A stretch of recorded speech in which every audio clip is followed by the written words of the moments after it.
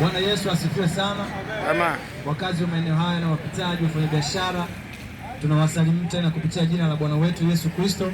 Tunatumaini kwamba mnaendelea vizuri na amani nyingi inaendelea kutawala, na kama ambavyo mtangulizi mwenzangu ametangulia kusema, sisi ni watumishi wa Mungu, vijana tunaompenda Yesu, tuliookolewa, na mambo ambayo tunawaambia, tunawaeleza ushahidi au ushuhuda binafsi wa yale ambayo tulioyaona katika maisha yetu mara baada ya kuitikia mwaliko kama huu ambao tumekuja kuwapa na ninyi asubuhi hii ya leo.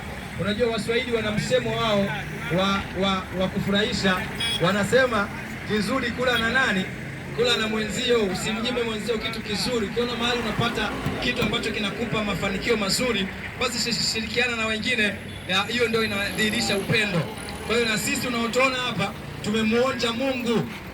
Tulikuwaga tumesikiaga Mungu yuko mbali, kumbe wala hata Mungu hayuko mbali. Biblia inasema yupo karibu na sisi kuliko hata mavazi tuliyoyavaa.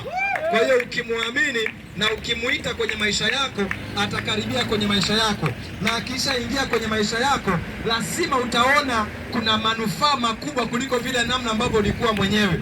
Ndio maana tumewaleteni ujumbe unasema, usipambane mwenyewe, usipigane na maisha mwenyewe, kwa sababu kuna msaada unaotoka juu ambao ndio msaada wenye una maana kuliko misaada yote ambayo wanadamu wanakimbilia kutafuta hapa duniani. Wako watu wanaenda Sumbawanga, wako watu wanaenda Bagamoyo, wako watu wanaenda hapa mjini kwa ajili ya kutafuta msaada wa kuweza kurahisisha haso zao au mapambano yao ya kupata. Lakini nataka nikwambie ya kwamba huo msaada unaoenda kutafuta kwenye hizo sehemu zenye unazoenda kutafuta sio msaada wa kweli. Ni msaada ambao una malengo ya kuiwinda na kuiteka nyara nafsi yako isiweze kuwa na uhuru. Ndio maana Yesu anasema kwa habari ya dhambi ni kifo.